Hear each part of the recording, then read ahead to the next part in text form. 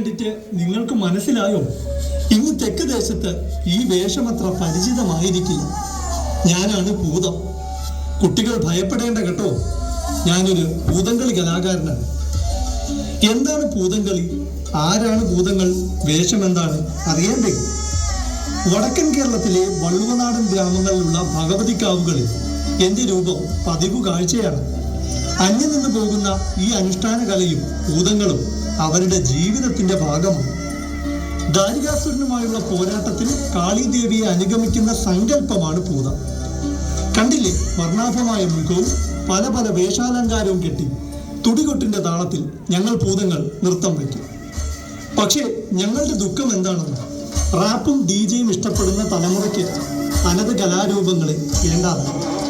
എന്തിന് ഭൂതംകളി എന്നൊരു കലാരൂപം ഉണ്ടെന്ന് പോലും അറിയാതെ.